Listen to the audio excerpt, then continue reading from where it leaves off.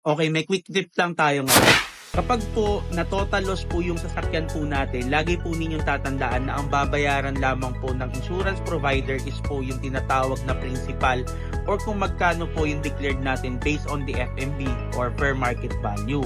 Halimbawa, ang sasakyan po natin is nakaloan under the BPI, BD or the other banks, let's say 850 yung remaining or yung FMV or market value po ng sasakyan natin for this year. So yun lang po yung in-insured po natin. So yun lang po yung babayaran lamang po ng insurance natin. Now, paano naman po yung sa bangko na part?